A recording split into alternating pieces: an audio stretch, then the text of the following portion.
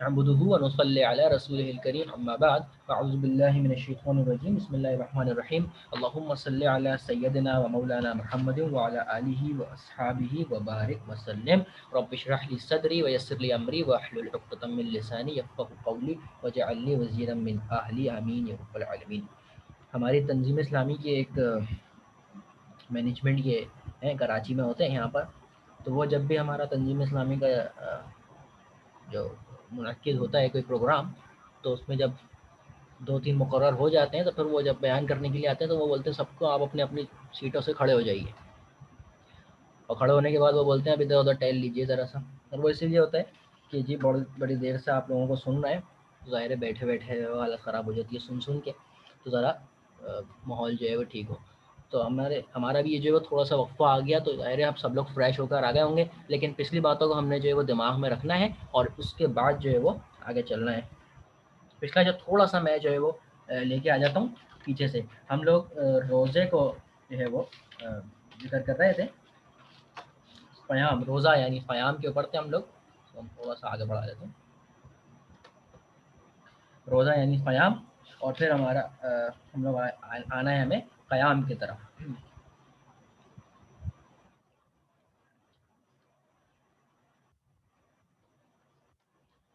جی بسم اللہ الرحمن الرحیم. ہم نے یہ دیکھا تھا کہ رسول اللہ صلی اللہ علیہ وسلم کی حدیث تھی کہ رسول اللہ صلی اللہ علیہ وسلم نے فرمایا تھا اے لوگوں سلام کو عام کرو، کھانا کھلاؤ اور نماز پڑھو رات میں کہ جبکہ لوگ سو رہے ہوں تو داخل کر دیے جاؤ گے جنت میں. اس کے بعد رات کی نماز کو رمضان المبارک اور روزے کے ساتھ خاص نسبت ہے، جس کی بنا پر اس ماہ کے دوران آپ صلی اللہ علیہ وسلم قیام اللیل کا خصوصیت کے ساتھ اہتمام فرماتے اور صحابہ کرام رضوان اللہ تعالی علیہم اجمعین کو بھی ترغیب دیتے. ایک حدیث ہے حضرت ابو ہریرہ رضی اللہ تعالی عنہ سے روایت ہے، یہ صحیح مسلم میں حدیث ہے، رسول اللہ صلی اللہ علیہ وسلم قیام رمضان کی ترغیب دلاتے تھے بغیر اس کے کہ اسے لازم کریں. بس آپ صلی اللہ علیہ وسلم فرماتے جس نے رمضان کی راتوں میں قیام کیا ایمان کی حالت میں اور ثواب کی نیت سے تو اس کے پچھلے گناہ معاف کر دیے گئے. تو ان سب کو دیکھنے کے بعد معلوم ہوا کہ رمضان المبارک میں رات قیام کو ایک خاص اہمیت حاصل ہے. دراصل حکمت دین کی روح سے دیکھا جائے تو معلوم ہوتا ہے کہ اس ماہ کے دوران اللہ تبارک و تعالی اہل ایمان کو تربیت و تزکیہ نفس کا ایک جامع پروگرام دیتے ہیں، جس میں دن کا روزہ اور رات کا قیام دو متوازی عناصر ہیں. اسی لیے اس سے پہلے ایک ذکر کیا گیا دو متوازی عبادتیں. ان دونوں کے ملنے سے وہ مقاصد حاصل ہوتے ہیں جو ایک ماہ کی ریاضت و عبادت کا حاصل ہے، یعنی تعلق مع اللہ اور تقوی. چنانچہ رفقائے تنظیم اسلامی اور دیگر احباب کو چاہیے کہ جس کار عظیم یعنی اقامت دین کا بیڑا انہوں نے اٹھایا ہے، خاص طور پر رفقائے تنظیم اسلامی سے یہ ذکر ہے کہ انہوں نے جس اقامت دین کا بیڑا اٹھایا ہے تو اس کی جد و جہد میں عظیمت کی راہ اختیار کرتے ہوئے قیام اللیل کا خصوصی اہتمام کریں. اس کی میں نے ذکر ابھی کر دیا، جو دورہ ترجمہ قرآن ہر ایک علاقے میں ہر ایک شہر کے اندر منعقد ہوتا ہے. اپنے اپنے شہروں کی تفصیلات اپنے اپنے علاقوں کی تفصیلات آپ مجھ سے بھی لے سکتے ہیں اور تنظیم اسلامی سے آفیشیل سے بھی آپ لے سکتے ہیں. اب سیام و قیام کی فضیلت کیا ہے اس کے بارے میں ایک مسند احمد ابن حنبل رحمہ اللہ کی ایک حدیث ہے. حضرت عبداللہ ابن عمر رضی اللہ تعالیٰ عنہ سے روایت ہے کہ اللہ کے رسول صلی اللہ علیہ وسلم نے فرمایا کہ روزہ اور قرآن دونوں بندے کے حق میں سفارش کریں گے. یہ حدیث ہم نے پہلے بھی سن لی ہے اور یہاں پر دوبارہ آ گئی ہے کہ حضرت عبداللہ ابن عمر رضی اللہ تعالیٰ عنہ سے روایت ہے کہ نبی کریم صلی اللہ علیہ وسلم نے فرمایا روزہ اور قرآن دونوں بندے کے حق میں سفارش کریں گے. روزہ عرض کرے گا اے میرے رب میں نے اس بندے کو دن میں کھانے پینے اور نفسانی خواہشات کو پورا کرنے سے روکے رکھا تو اس کے حق میں میری سفارش کو قبول فرما. قرآن کیا کہے گا؟ قرآن کہے گا اے میرے رب میں نے اس کو رات کو سونے اور آرام کرنے سے روکے رکھا تو میری اس کے حق میں میری سفارش کو قبول فرما. تو چنانچہ دونوں کی سفارش قبول فرمائی جائے گی. اگر ہم چاہتے ہیں کہ قیامت کے دن ہماری سفارش جو ہے وہ قبول ہو اور یہ دونوں ہماری سفارش کریں تو ہمیں کیا کیا کرنا ہے؟ رمضان المبارک میں دن کا روزہ رکھنا ہے اور صرف بھوکا پیاسا نہیں رہنا ہے بلکہ ان چیزوں کو بھی پورا کرنا ہے کہ جن سے ہمیں بچنا ہے. یہ بہت ساری چیزوں سے ہمیں بچنا ہے، جھوٹ سے بچنا ہے، برائیوں سے بچنا ہے. رسول اللہ صلی اللہ علیہ وسلم کی جیسے حدیث ہمارے سامنے آ گئی کہ جو روزہ رکھ کے بھی ان باطل کاموں سے نہ بچے تو اس کا بھوکا پیاسا رہنے سے اللہ کو کوئی ضرورت نہیں۔ اور دوسری چیز ہمیں کیا کرنی ہے، قیام اللیل، رات کا قیام، چاہے وہ تراویح کی صورت میں ہو۔ اچھا ایک اور چیز جو دورہ ترجمہ قرآن کے حوالے سے مجھے بتانی تھی کہ دورہ ترجمہ قرآن صرف مرد حضرات کا نہیں ہوتا، مرد حضرات بھی اس میں شامل ہوتے ہیں، اور عورتوں کے لیے خصوصی پردے کا انتظام بھی ہوتا ہے۔ کچھ جگہوں پہ ایسا ہوتا ہے، آپ کے علاقے میں ہے یا نہیں ہے وہ ہم جب تفصیلات فراہم کریں گے تو اس میں یہ آ جائے گا۔ تو مردوں اور عورتوں دونوں کے لیے حکم ہے کہ دن کا روزہ رکھو اور رات کا قیام کرو۔ اب رات کا قیام ضروری نہیں ہے کہ آپ جو ہے وہ باہر کریں، رات کا قیام نوافل کی صورت میں ہو سکتا ہے اور قرآن مجید کی فہم کی صورت میں ہو سکتا ہے۔ اگلے موضوع ہمارا ایک موضوع تھا روزہ، ایک سیام، دوسرا تھا قیام، تیسرا ہے روزہ افطار کرانا۔ حدیث میں اس کی بہت فضیلت بیان ہوئی ہے، اور یہ فضیلت عام ہے، خواہ کسی محتاج کو روزہ افطار کروایا جائے یا اعزاز و اقارب یا رفقائے احباب کو۔ فرمان رسول صلی اللہ علیہ وسلم ہے کہ جس کسی نے روزے دار کو روزہ افطار کروایا تو اس کے لیے بھی اتنا ہی اجر ہے کہ جتنا ایک روزے دار کا، بغیر اس کے کہ روزے دار کے اجر میں کوئی کمی کی جائے۔ یعنی روزہ افطار کروانے کا بھی بہت بڑا ثواب ہے، تو کوشش کرنی چاہیے کہ زیادہ سے زیادہ لوگوں کا روزہ افطار کروایا جائے۔ اس سے پہلے ایک اور حدیث ہمارے سامنے آ گئی ہے، جو خطبہ تھا حضرت سلمان فارسی رضی اللہ تعالی عنہ سے روایت تھا رمضان مبارک کی اہمیت کے اندر۔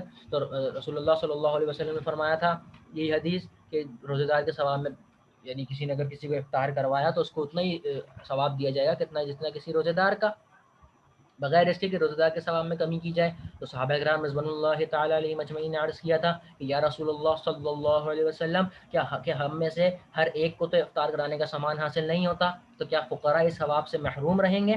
تو آپ صلی اللہ علیہ وسلم نے فرمایا تھا کہ اللہ تعالیٰ یہ ثواب اس شخص کو بھی دے گا جو ایک کھجور پر، دودھ کے چند گھونٹ پر، یا صرف پانی ہی کے ایک گھونٹ پر کسی روزے دار کا روزہ افطار کرا دے، اور جو کوئی کسی روزے دار کو پیٹ بھر کر کھانا کھلائے تو اس کو اللہ تعالیٰ میرے حوض سے، یعنی حوض کوثر سے ایسا سیراب کرے گا جس کے بعد اس کو کبھی پیاس نہیں لگے گی، یہاں تک کہ وہ جنت میں پہنچ جائے گا۔ تو یہ تھا روزہ افطار کروانے کے حساب سے۔ اب اس سے پہلے جو قیام کا ذکر آیا تھا، اس سے پہلے ایک اور چیز میرے دماغ میں آ گئی ہے، وہ میں ذرا ایک اور چیز بیان کر دوں۔ ایک اور موضوع ہے چھوٹا سا، صحابہ کرام رضوان اللہ تعالی علیہ مجمعین کی تراویح۔ اگر آپ جو میں پڑھ رہا ہوں اس کو پر ذرا غور کیجئے گا، موطا امام مالک کی حدیث میں بیان کر رہا ہوں، اس کے اندر یہ چیز لکھی ہوئی ہے۔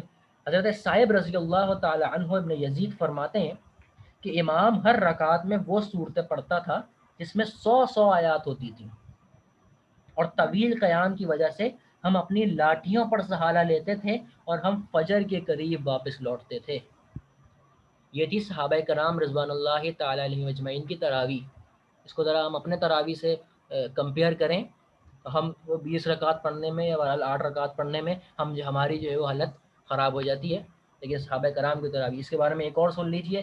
اور حضرت عبداللہ ابن ابو بکر رضی اللہ تعالیٰ عنہ فرماتے ہیں میں نے اپنے والد سے سنا، والد کون ہے؟ سیدنا ابو بکر صدیق رضی اللہ تعالیٰ عنہ۔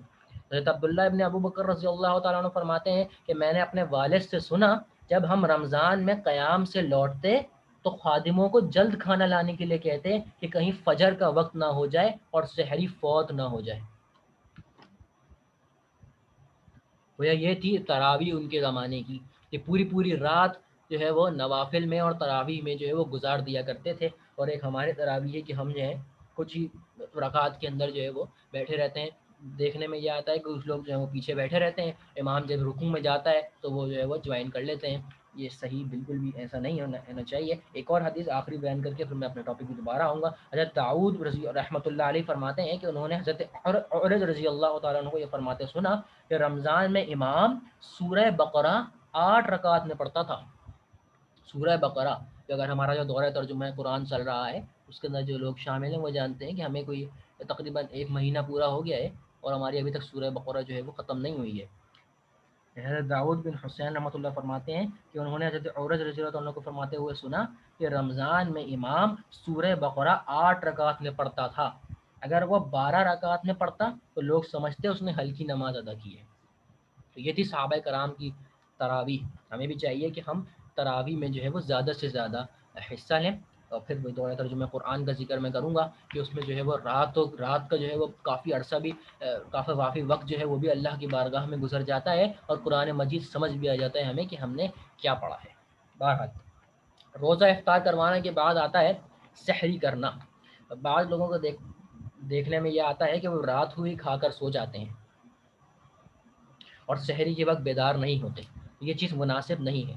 آپ صلی اللہ علیہ وسلم نے رات کے آخری پہر میں سحری کرنے کو پسند فرمایا ہے اور اسے باعث برکت قرار دیا ہے. چنانچہ ارشاد نبوی صلی اللہ علیہ وسلم ہے کہ سحری کیا کرو، بے شک سحری میں برکت ہے. صحیح بخاری کی حدیث ہے یہ. تو سحری جو ہے وہ ایسا نہیں ہے کہ ہم رات ہی کو جو ہے وہ کھا کر سو جائیں.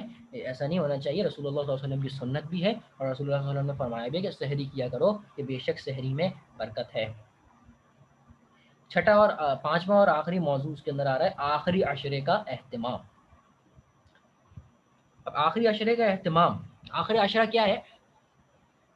رمضان المبارک کا جو آخری عشرہ ہے، اس سے پہلے جب رحیم بھائی جو ہے وہ خطاب کر رہے تھے، بیان کر رہے تھے، اسی کے اندر ہمارے سامنے آیا تھا کہ رسول اللہ صلی اللہ علیہ وسلم نے اسی خطبے کے اندر فرمایا تھا کہ پہلا جو عشرہ ہے اس کے اندر جو پہلا حصہ ہے وہ رحمت کا ہے، دوسرا مغفرت کا ہے اور تیسرا جہنم سے آزادی کا ہے.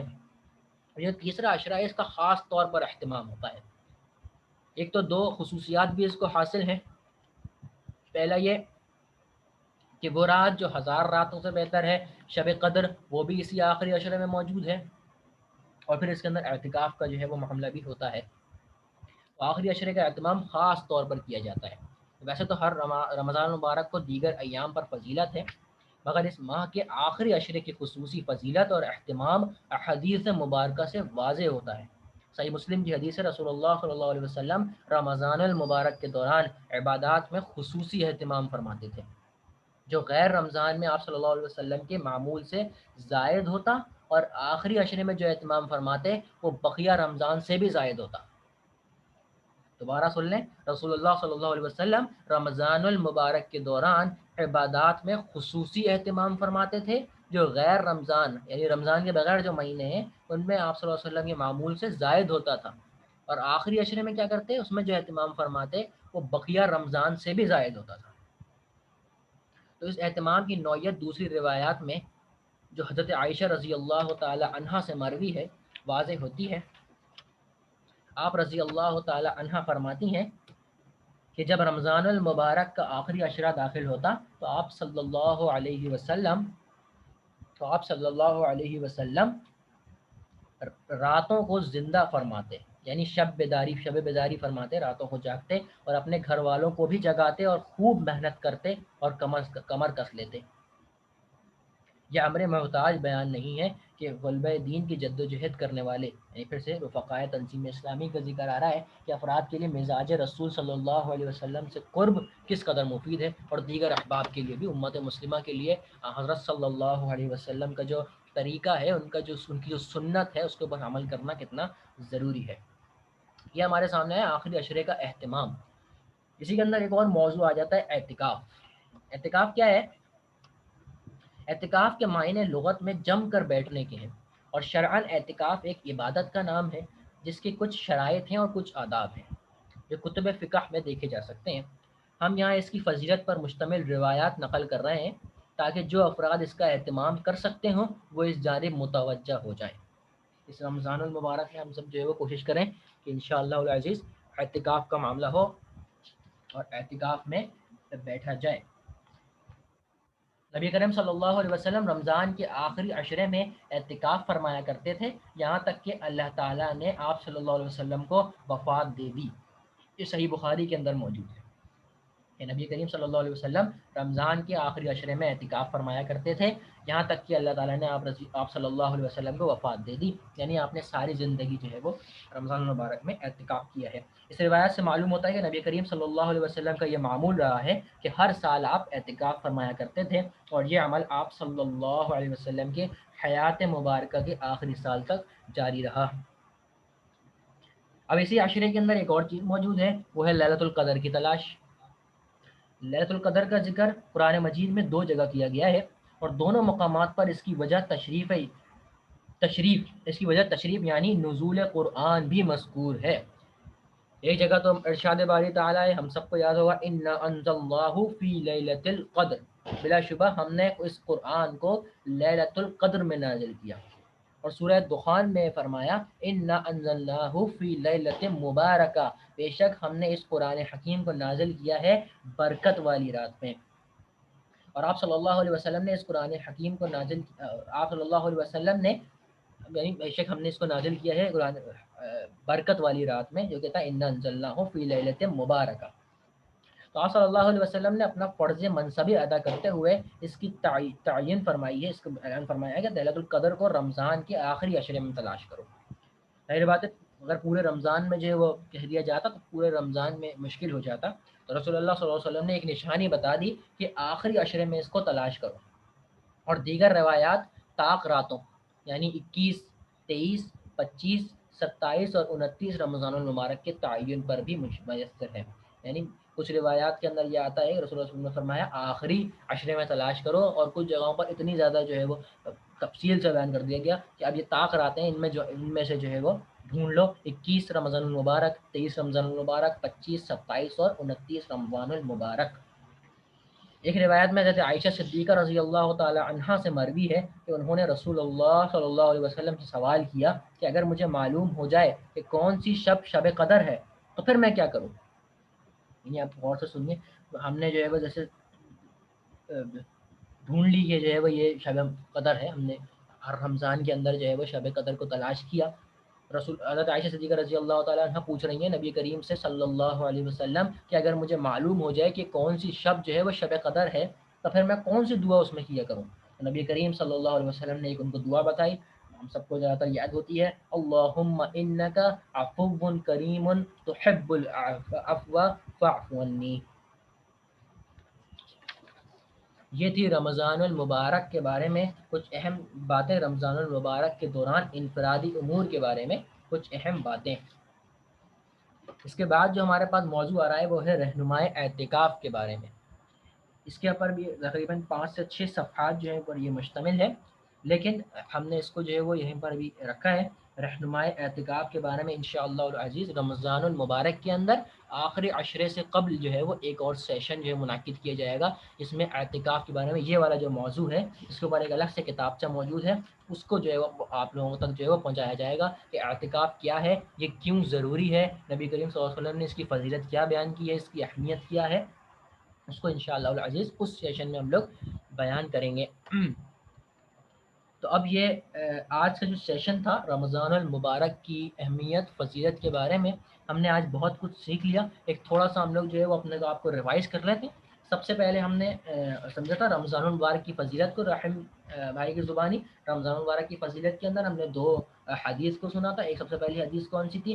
حضرت انس رضی اللہ عنہ نے فرمایا تھا جب رجب کا مہینہ آتا ہے رسول اللہ صلی اللہ علیہ وسلم کس طرح دعا فرماتے تھے کہ یا اللہ ہمارے لیے رجب اور شعبان میں برکت فرما اور ہمیں رمضان تک پہنچا دے۔ اس کے بعد ہم نے ایک اور حدیث سنی تھی کہ رمضان آتا ہے تو جنت کے دروازے کھول دیے جاتے ہیں اور جہنم کے دروازے بند کر دیے جاتے ہیں اور شیاطین جکڑ دیے جاتے ہیں۔ اسی طرح ہم نے رمضان المبارک کی اہمیت کو جب اس کی طرف ہم لوگ گئے تو اس میں ایک طویل خطبہ تھا جو کہ نبی کریم صلی اللہ علیہ وسلم نے ارشاد فرمایا تھا شعبان کی آخری تاریخ کو۔ اس خطبے کا بھی بار بار ابھی میری باتوں کے اندر بھی ذکر آ گیا اور اس کو ہم نے ریوائز کر لیا ہے۔ اس کے علاوہ ہم نے ایک اور حدیث پڑھی تھی کہ رسول اللہ صلی اللہ علیہ وسلم نے ایک مرتبہ پہلے ممبر پر قدم رکھا، پہلے ممبر کے درجے پر قدم رکھا، پھر دوسرے ممبر کے درجے پر قدم رکھا، پھر تیسرے پر قدم رکھا اور فرمایا آمین۔ جب رسول اللہ صلی اللہ علیہ وسلم سے پوچھا گیا رسول اللہ صلی اللہ علیہ وسلم نے کیا فرمایا تھا؟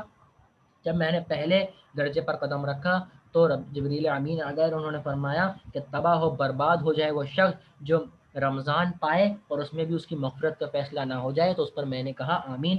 دوسری بات اور تیسری بات بھی سمجھ لیتے ہیں ساتھ ہی کہ جب میں نے دوسرے ممبر پر قدم رکھا تو رسول اللہ صلی اللہ علیہ وسلم سے جبریل علیہ السلام نے فرمایا کہ تباہ و برباد ہو جائے وہ شخص جس کے سامنے آپ کا نام لیا جائے صلی اللہ علیہ وسلم اور وہ آپ صلی اللہ علیہ وسلم پر درود نہ بھیجے۔ تو اس میں ہم سب کو چاہیے کہ جب بھی نبی کریم صلی اللہ علیہ وسلم کا نام آئے تو ان کے اوپر درود پڑھیں۔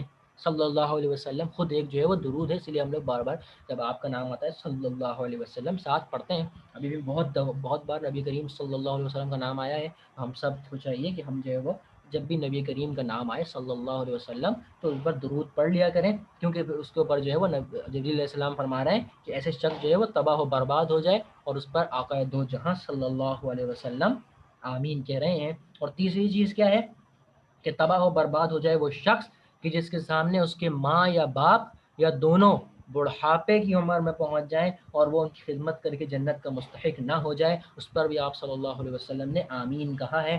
تو یہ تینوں باتیں نہایت اہمیت کی حامل ہیں۔ اس کے بعد ہم نے رمضان المبارک کی روشنی میں قرآن مجید کو دیکھا، شہر رمضان الذی انزل فیہ القرآن ھدی للناس وبینات من الھدی والفرقان، یہ سورہ بقرہ کی آیت نمبر 185 ہے، جس کو ہم نے جو ہے وہ دیکھ لیا کہ رمضان وہ مہینہ جس میں قرآن کریم نازل کیا گیا تو لوگوں کے لیے ہدایت ہے۔ یہاں پر ایک اہم بات کہ ہم لوگ سورہ فاتحہ کو روزانہ پڑھتے ہیں اور اس میں ایک دعا مانگتے ہیں کہ اہدنا الصراط المستقیم، اے اللہ ہمیں سیدھے راستے کی طرف ہدایت دے، ہمیں سیدھے راستہ دکھا، ہدایت کی راہ دکھا ہمیں۔ اور جب ہم اگلا ہی پیج موڑتے ہیں تو وہاں پر بیان آ رہا ہے الف لام میم ذالک الکتاب لا ریب فیہ ھدی للمتقین۔ الف لام میم حروف مقطعات میں سے ہے، ذالک الکتاب لا ریب فیہ، یہ وہ کتاب ہے جس میں کوئی شک و شبہ نہیں، ھدی للمتقین، جو ہدایت ہے پرہیزگاروں کے لیے۔ تو پچھلے صفحے پر جو ہم جو ہدایت مانگ رہے تھے، ہدایت کون سی ہے؟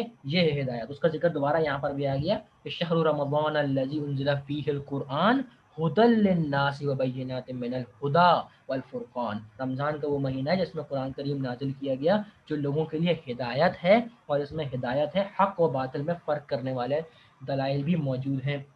اس کے بعد ہم نے دو متوازی عبادتوں کو پڑھا، جس کے اندر ہمیں سب سے پہلے قیام اللیل کا ذکر آ گیا، جو ایک حدیث ہم نے پڑھی تھی، ابو ہریرہ رضی اللہ تعالیٰ عنہ سے روایت ہے کہ نبی کریم صلی اللہ علیہ وسلم نے فرمایا کہ جس نے رمضان کے روزے ایمان اور احتساب کے ساتھ رکھے اس کے پچھلے تمام گناہ معاف کر دیے گئے، اور جس نے رمضان کی راتوں میں ایمان اور احتساب کے ساتھ قیام کیا اس کے پچھلے تمام گناہ معاف کر دیے گئے، اور جس نے شب قدر میں ایمان اور احتساب کے ساتھ قیام کیا اس کے بھی پچھلے تمام گناہ معاف کر دیے گئے۔ دیکھو تین چیزوں کا یہاں پر ذکر آیا ہے، جس نے دن کے روزے ایمان اور احتساب کے ساتھ رکھے اس کے تمام گناہ معاف کر دیے گئے، رمضان کی راتوں میں ایمان اور احتساب کے ساتھ قیام کیا، وہ آ گیا قیام اللیل دوبارہ سے، اس کے پچھلے تمام گناہ معاف کر دیے گئے، اور جس نے شب قدر میں ایمان اور احتساب کے ساتھ قیام کیا اس کے بھی پچھلے تمام گناہ معاف کر دیے گئے۔ اس موقع پر بانی محترم رحمۃ اللہ علیہ ڈاکٹر اسرار احمد صاحب فرمایا کرتے تھے کہ یہ ذکر آ رہا ہے پچھلے تمام گناہ معاف کر دیے گئے، ظاہری بات ہے یہ کبیرہ گناہوں کے لیے نہیں ہے،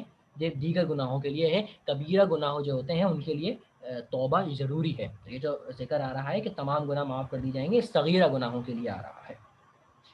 اس کے بعد ہم لوگوں نے عظمت قرآن کے حوالے سے پڑھا، جس کو راہم بھائی نے بہت خوبصورتی سے دو ہیڈنگز کے اندر ڈیوائڈ کیا، سب سے بڑی دولت کیا ہے اور سب سے بڑا جو ہے وہ سب سے افضل ترین شخص کون سا ہے۔ سب سے بڑی دولت کے بارے میں ہم نے پڑھا کہ قرآن مجید وہ دولت ہے جو کہ اہل ایمان کے پاس ہے، وہ سب سے بڑی دولت ہے جو کہ اہل ایمان کی ہے۔ اور سب سے بہترین شخص کون سا ہے؟ حضرت عثمان بن عفان رضی اللہ تعالیٰ عنہ سے روایت ہے کہ نبی کریم صلی اللہ علیہ وسلم نے فرمایا تم میں سے بہترین لوگ وہ ہیں جو قرآن سیکھیں اور اس کو سکھائیں۔ اسی کے بعد حدیث ایک اور موجود ہے، حضرت عثمان رضی اللہ عنہ نے فرمایا تم میں سے افضل ترین لوگ وہ ہیں جو قرآن کو سیکھیں اور اس کو سکھائیں۔ تو قرآن مجید لوگوں میں افضل ہونا، بہتر ہونا کس چیز پر مشتمل ہے؟ قرآن مجید کو سیکھنا بھی اور سکھانا بھی۔ اس چیز کو مد نظر رکھتے ہوئے ہمارا جو ہے دورہ ترجمہ قرآن بھی جاری و ساری ہے، اللہ تعالیٰ ہمیں اس میں استقامت عطا فرمائے۔ اس کے بعد ہم نے دورہ ترجمہ قرآن کے بارے میں سمجھا کہ دورہ ترجمہ قرآن کیا چیز ہے، اور پھر ہم نے جو ہے وہ رمضان المبارک سے قبل اس کی تیاری کے بارے میں سمجھا اور کچھ موضوعات سمجھ لیے کہ اس کو دوران انفرادی امور کیا ہونے چاہیے۔ ان موضوعات کو بس اپنے پاس لسٹ کر لیجئے، لکھ رہا ہے اگر کوئی نوٹ کر رہا ہے تو نوٹ کر لیجئے۔ روزہ ہے سب سے پہلا، اس کے بعد قیام ہے، اور اس کے بعد جو ہے ہمارے پاس سحری کرنا ہے، روزہ افطار کروانا ہے، اور پھر آخری عشرے کا اہتمام ہے۔ اس کی جو تفصیل ہے وہ ہم نے تفصیل سے آپ کے سامنے جو ہے بیان کر دی ہے۔ اسی کے دوران ہم نے دیکھا کہ صحابہ کرام رضوان اللہ تعالیٰ علیہ مجمعین کی تراویح کیسی ہوا کرتی تھی اور ہمارے تراویح کیا ہے۔ آخری جو ایک موضوع ہم نے چھوڑا ہے وہ ہے رہنمائی اعتکاف۔ اس کے بارے میں نے آپ لوگوں کو آگاہ کر دیا ہے کہ انشاءاللہ آخری عشرے سے قبل رمضان المبارک کے اندر ہی ہم یہ سیشن رکھیں گے اور رہنمائی اعتکاف یعنی اعتکاف کے بارے میں ہم کچھ ڈسکس کر لیں گے اور جو آپ لوگوں کو یہ پہنچا دیں گے۔ تو یہاں پر ہمارا یہ جو کچھ ہم نے بیان کرنا تھا وہ یہاں پر آ کر کمپلیٹ ہو جاتا ہے۔ دعا کر لیتے ہیں اللہ تعالی ہم سب کو اس رمضان المبارک تک پہنچا دے، ایسے رسول اللہ صلی اللہ علیہ وسلم فرماتے تھے اللہم بارک لنا فی رجب و شعبان و بلغنا رمضان، اے اللہ رجب اور شعبان کو ہمارے لیے برکت فرما، ہمارے لیے برکت والا مہینہ بنا اور ہمیں رمضان تک پہنچا دے۔ اللہ تعالیٰ رمضان المبارک کو صحیح طریقے سے گزارنے کی توفیق عطا فرمائے۔ اللہ تعالیٰ ہمیں اس لعنت سے بچائے جو جبریل علیہ السلام نے ہم پر ان لوگوں پر دی ہے جو رمضان المبارک میں اپنی مغفرت نہیں کرتے۔ اللہ تعالیٰ اس رمضان میں ہماری مغفرت فرما دے، ہمیں رمضان عطا فرما دے، ہمیں اس طریقے سے جو آج ہم نے پڑھا ہے، جو سنا ہے، اس پر عمل کرنے کی توفیق عطا فرمائے، اور ہم سب کو اللہ تعالیٰ استقامت دے۔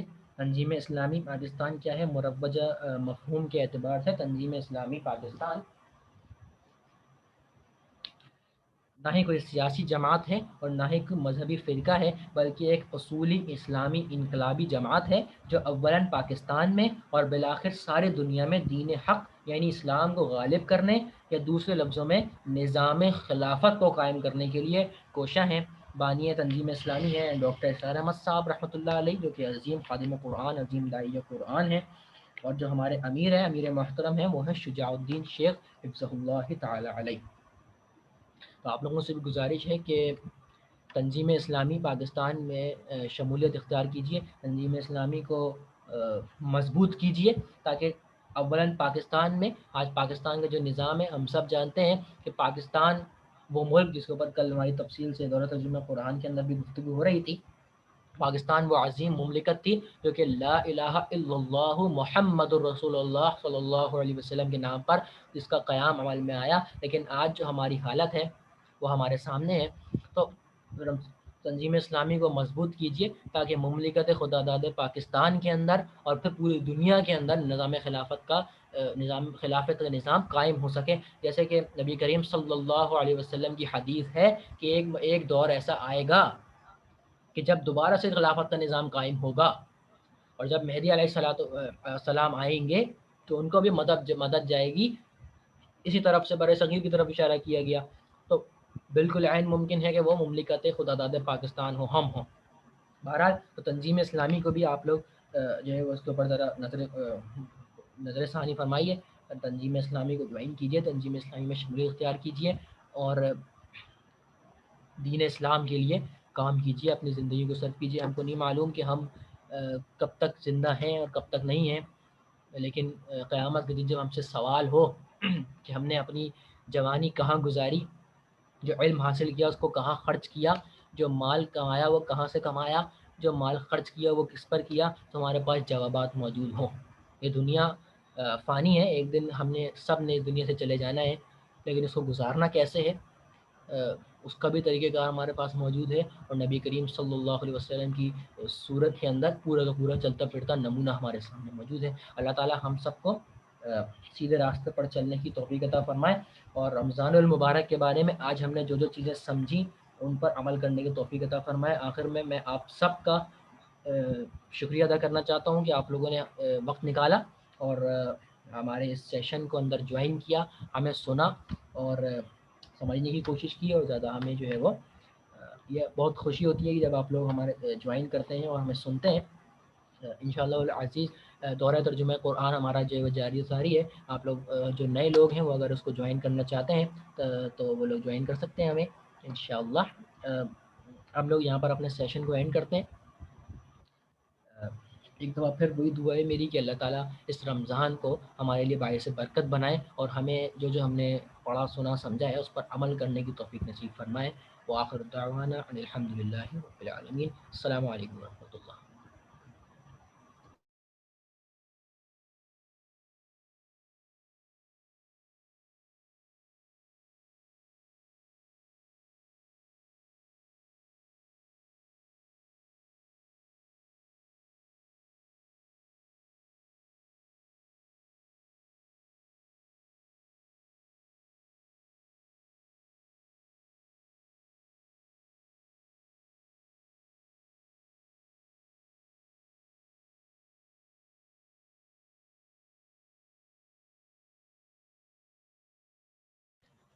السلام علیکم۔